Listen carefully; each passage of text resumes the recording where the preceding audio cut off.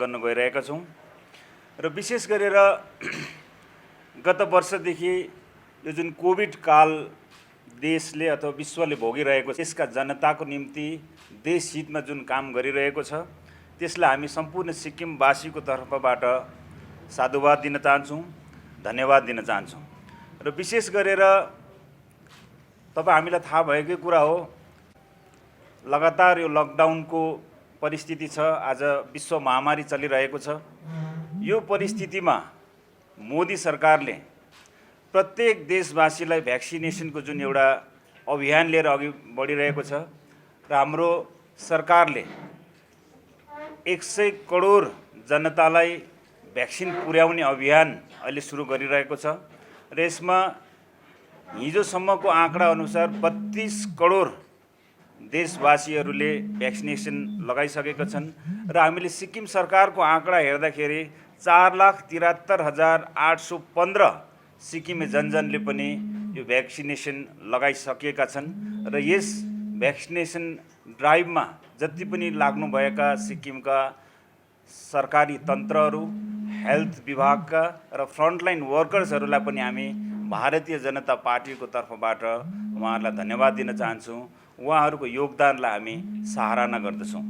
प्रभारी डाक्टर सुकान्त माझुमदार र हाम्रा सिक्किमका इलेक्सन प्रभारी तथा बिहार सरकारका सडक मन्त्री श्री नितिन नवीनजी हामी बिचमा हुनुहुन्छ र उहाँहरू पनि यो भ्याक्सिन ड्राइभ र जो पनि रासन जुन केन्द्र सरकारले उपलब्ध गराएको छ र आज मात्रै हामीले फुड एन्ड सिभिल सप्लाई डिपार्टमेन्टबाट जानकारी पाए अनुसार अहिलेसम्ममा सिक्किममा 37,318 मेट्रिक टन चामल आइसकेको र आवन्टनमा सिक्किम सरकार लागि परेको र सरकारी तन्त्रहरूले यो रासिन जनजनमा पुर्याउने काम गरिरहेको र 5 किलो चामल नोभेम्बर महिना अथवा दीपावलीसम्म केन्द्र सरकारले मुहैया गराएको छ र हामी यसको लागि पनि मोदी सरकारलाई धन्यवाद दिन चाहन्छौँ। सिक्किमे जनताको तर्फबाट प्रधानमन्त्रीजीलाई यो सङ्कट कालमा जनताको लागि यत्रो सोचेर यत्रो ठुलो काम गरिदिनु भएकोमा हामी साधुवाद दिन चाहन्छौँ। त्यस्तो प्रकारले चामल सँगसँगै पल्सेस पनि जानकारी हामीले फुड एन्ड सिभिल सप्लाई डिपार्टमेन्टबाट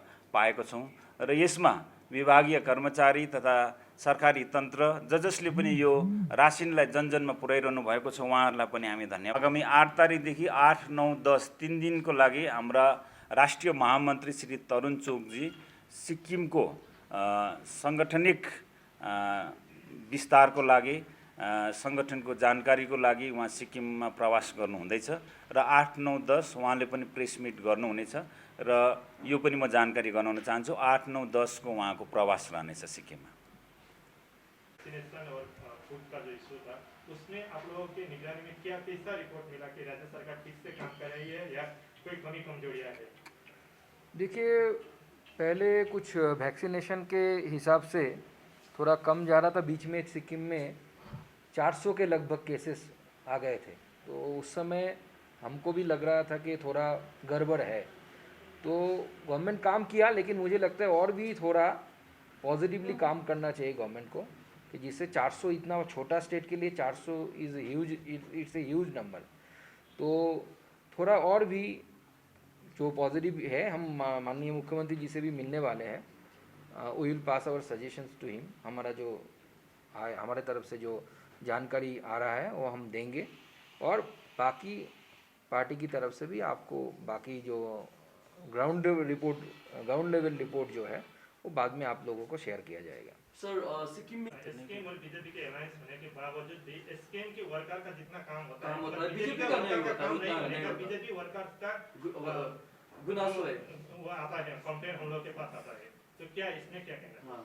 देखिए, अलायंस जो हमारा है, तो उस अलायंस के बारे में बाहर तो बात नहीं किया जाता है, इट्स इंटरनल मैटर।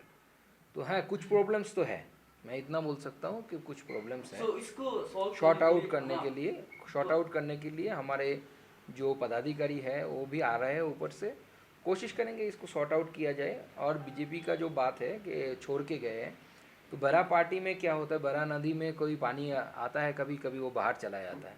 तो ऐसे जाता है, इससे नदी का कुछ ज़्यादा कुछ नहीं होता। नहीं, तो सिक्किम की नदी में ज़्यादा ही पानी जा रहा है ना, तो इसलिए। और सिक्किम की नदी में पानी कम था, जो था उससे भी तो ज़्यादा जा रहा है। न 300 जो आंकड़ा आपने बोला I think it's data Yeah, that's true. That र was the source. कोही पनि बिजेपी छोडेर 300 होइन 3जना पनि तपाईँहरूले नाम दिन सक्नुहुन्छ अहिले जसले बिजेपी छोड्यो र यो जहाँबाट पनि पाउनुभयो अफिसियल डाटा होइन। हाम्रो नलेजमा म अध्यक्षको नातामा भन्छु हाम्रो पार्टी छोडेर एकैजनाले पनि रेजिग्नेसन दिएर अहिलेसम्म कोही मान्छे गएको छैन बिजेपीबाट।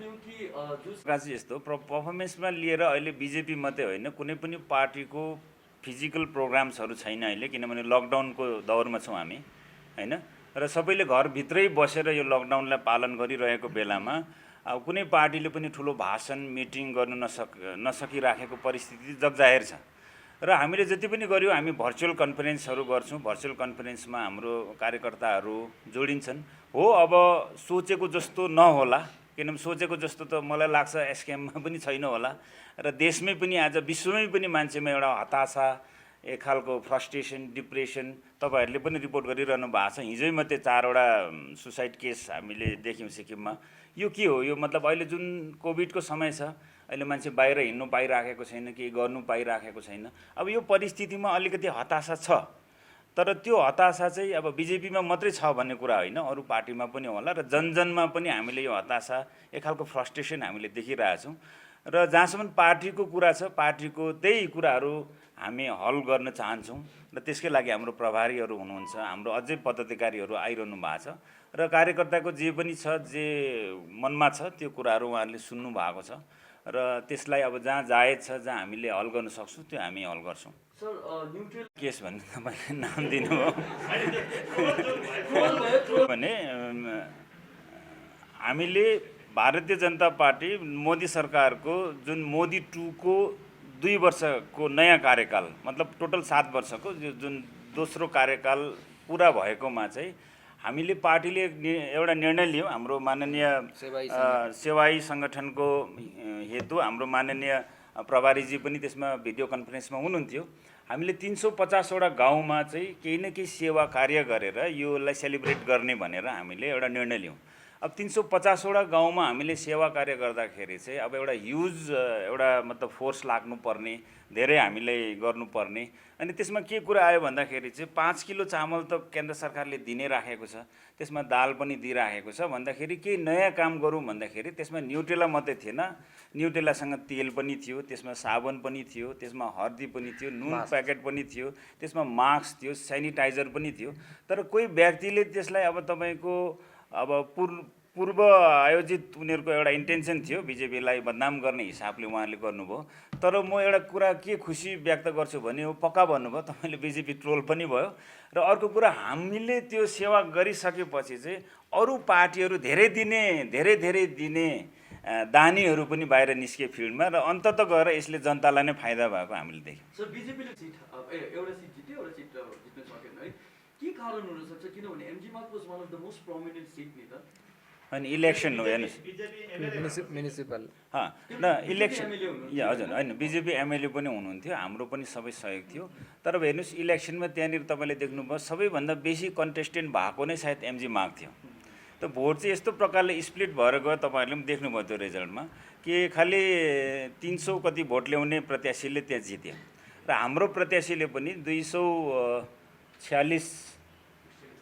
269 भोट्स हाम्रो प्रत्याशी हाम्रो कैलाश अग्रवालजीले ल्याउनु भयो।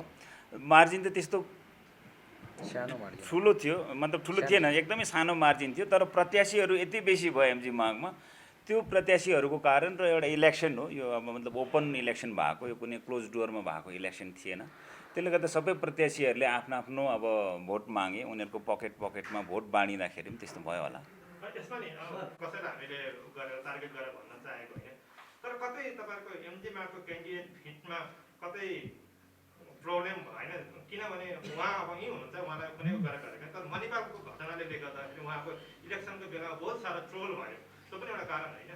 होइन हेर्नुहोस्, इलेक्सनमा जाँदाखेरि त अब मान्छेले पुरानो कुराहरू, कति कुराहरू बितेको कुराहरू अब निकाल्छ। त्यो त त्यो ट्रोल भन्दाखेरि पनि अरू त बेसी चाहिँ मैले देख्दा चाहिँ प्रत्याशी नै बेसी भएर पकेटमा बेसी त्यो भोट डिभिजन हुँदाखेरि चाहिँ हामीले त्यहाँनिर जित्न सकेनौँ जस्तो मलाई लाग्छ।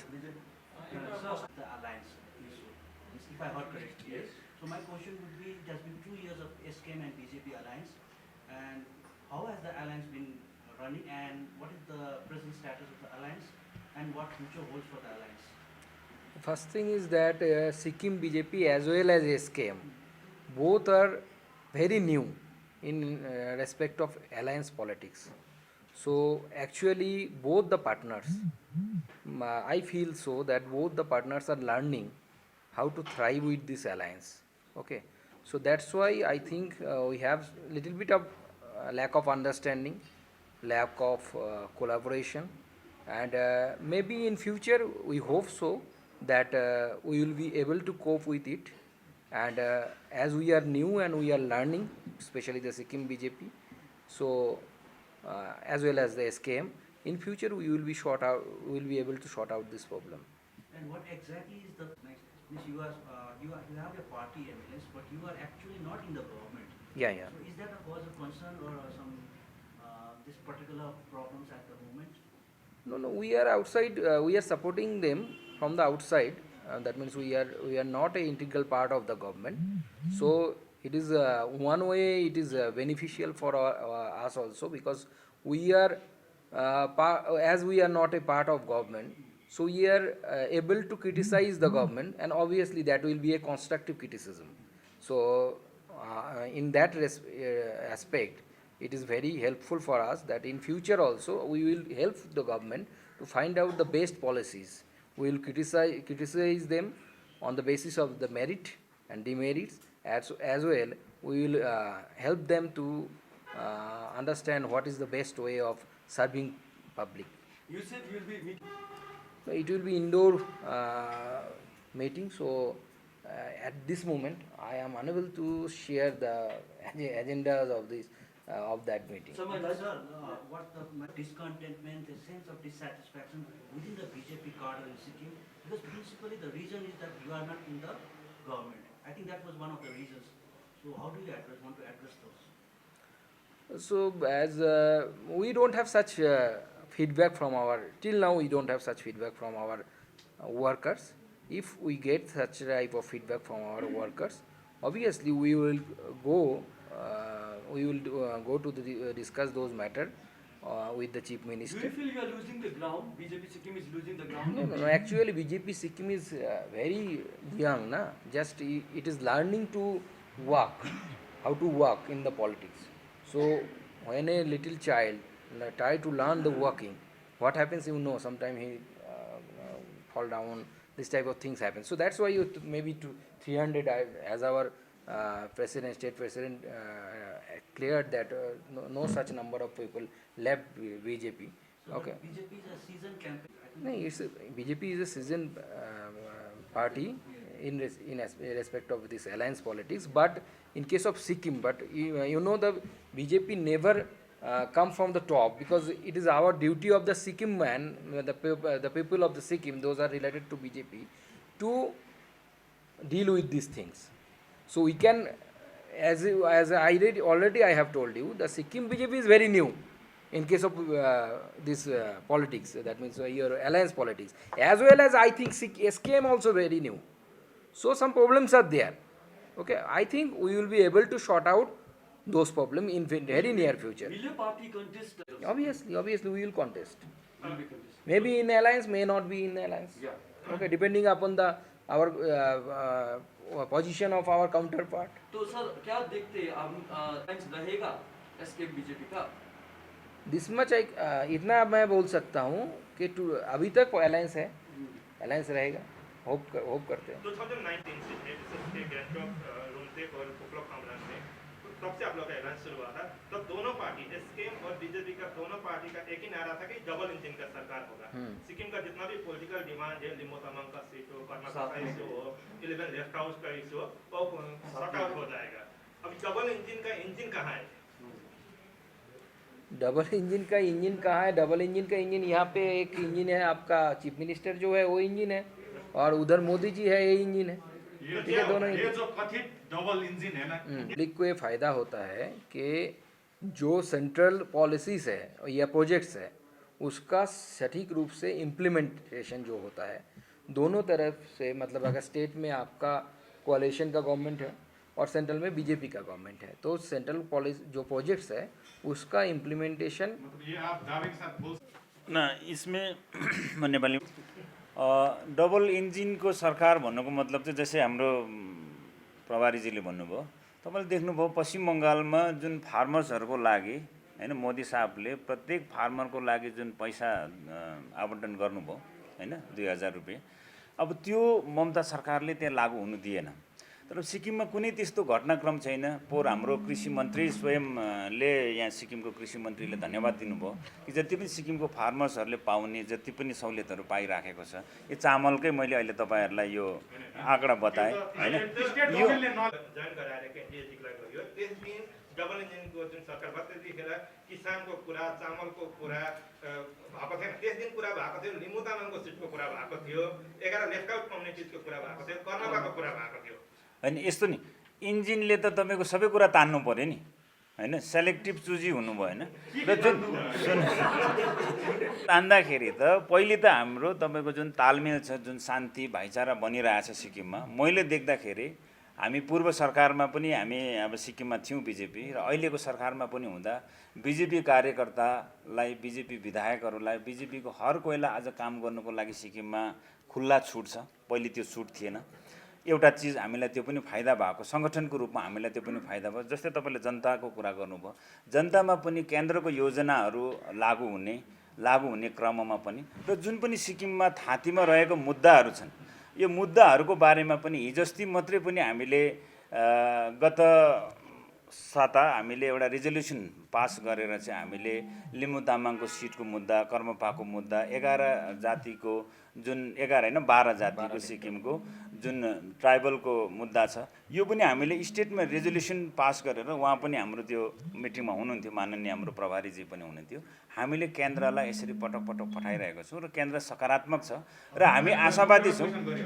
होइन हामी आशावादी, अब अलिकति यो झट्टै भइहाल्ने कुरा होइन, अब पार्लियामेन्टमा हुनु पर्यो होइन, अझै छ नि, समय छ हाम्रो अझै, अब पुरै 3 वर्ष सरकार चल्नु छ। त्यसले गर्दाखेरि एसकेएम बिजेपी जुन हाम्रो एलायन्स छ, यो एलायन्सलाई पनि अब एउटा च्यालेन्ज हो, किनभने हामीले 2024मा इलेक्सनमा जाँदाखेरि हामी त रिपोर्ट कार्ड लिएर जनताकोमा जानुपर्छ। त्यसले गर्दाखेरि त्योभन्दा अगावै यदि हामीले यो काम गर्न सकेनौँ भने हामीलाई पनि जनताले घर घरमा दैलो दैलोमा हामीलाई यो सोध्नेछ।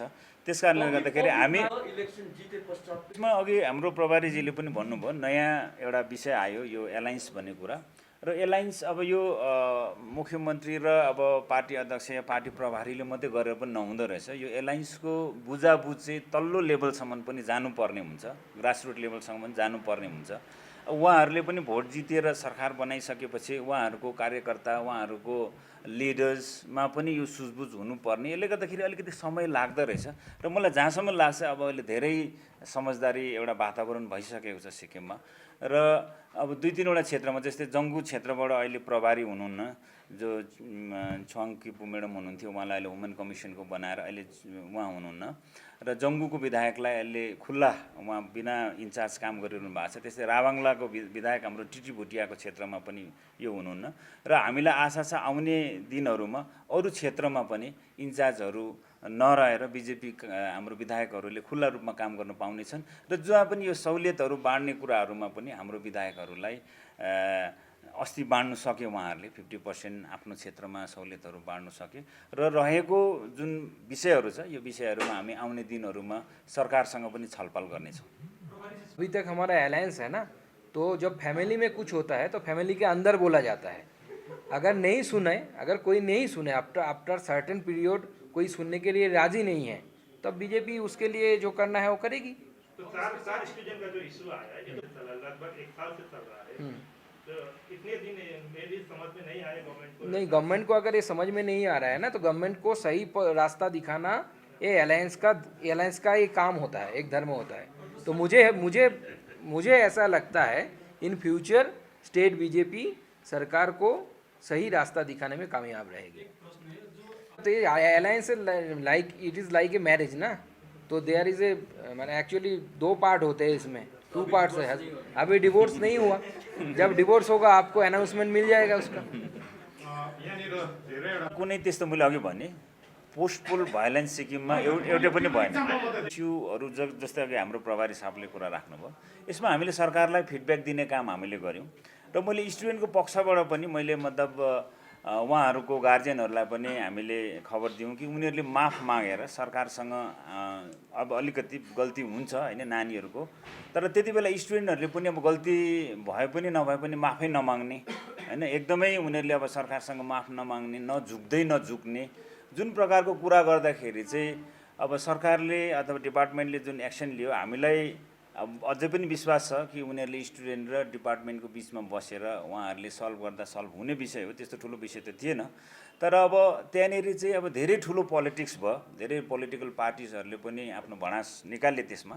तर मैले देख्दाखेरि चाहिँ स्टुडेन्टले माफ माग्नु हो भने र अब गल्ती त हुन्छ नि होइन, हामी पनि स्टुडेन्ट भएरै गुज्रिएको समयमा र अब एडमिनिस्ट्रेसनले कुनै त्यस्तो डिसिजन लिँदाखेरि अब हामीले पनि कति स्टुडेन्ट निकाल्यौँ, फेरि रिइन्स्टेट पनि गऱ्यौँ। म पनि एउटा लामो समय शिक्षक भएर बसेको र त्यसले गर्दाखेरि चाहिँ स्टुडेन्टमा पनि त्यो अहम त्यो घमण्ड चाहिँ नहुनुपर्ने जस्तो मलाई लाग्छ उहाँहरूकोबाट पनि, कि डिपार्टमेन्टको अथवा कलेजको रुललाई पनि फलो गर्नुपर्ने जस्तो मलाई लाग्छ। 50 से 70% कम कीमतों पर लाजवाब डिजाइन, ब्रांडेड फर्नीचर, गारंटी सहित मजबूती का वादा। मौका है यही, बना लो इरादा। Bedroom set, sofa set, dining set, outdoor या ऑफिस फर्नीचर से लेकर मॉड्यूलर किचन उपलब्ध है। कम कीमत में बेहतरीन गुणवत्ता का पूरा भरोसा। Orchid building, opposite Vegha circle, 2.5 mile, Sevak road, Siliguri. International Furniture, unbeatable price. Visit a Royal Oak store today. बाबा भन नि। आमाको दबाई सकेको छ, तिमीले गएर ल्याइदेऊ न, हुँदैन? अफिस जान ढिलो भयो बाबा। त सब तपाईँलाई सामान्य वेलनेसको स्किमको बारेमा थाहा छैन? मलाई दबाईहरू त होम डेलिभरी गर्दैछ त। ए हो त साँच्ची, होम डेलिभरी सँगसँगै उनीहरूले दबाईमा 7% डिस्काउन्ट पनि दिन्छ भनेर सुनेको थिएँ। हो, अनि त्यो मात्र होइन सर, हामीले बाइचान्स बिर्स्यो भने नि उनीहरूले नै सम्झाइदिँदैछ नि sir. Thank you Pradeep sir. Somani wellness, जसले तपाईँहरूको स्वास्थ्यको सधैँभरि ख्याल राख्छ। दबाई मगाउनुको लागि हाम्रो कन्ट्याक्ट नम्बर एक्स प्रकार छ 9647885848। दवाइयों से छुटकारा, एल्कलाइन पानी का सहारा। पहले 100 कस्टमर को मिलेगा 20 लीटर का जार कोविड पैकिंग के साथ, मात्र 125 रुपए प्रति जार, वह भी 2 साल तक। ऑफर के बाद वाले कस्टमर को मिलेगा 200 रुपए प्रति जार। एल्कलाइन पानी के फायदे: diabetes, acidity, cholesterol and blood pressure, weight loss, give extra strength to our lungs. तो इंतजार किस बात का, आज ही बुकिंग करें टोल फ्री नंबर 1800-572-9851। अब वक्त आ गया है अपने सपनों को एक नई पहचान देने का। अवेलेबल कंप्यूटर ट्रेनिंग सेंटर आपके लिए लेके आए हैं डिप्लोमा एंड कोर्सेज जैसे English speaking course, software application, financial accounting, Tally, Java, HTML, DTP, C++, Python जैसे बहुत से कोर्सेज एंड डिप्लोमा। और आपको मिलेगा hologram sealed certificate government of West Bengal undertaking, जो आपके हर सपने को देगा एक नई उड़ान। Webel computer training centre, opposite Siliguri college, gate number 2, College Para, Siliguri.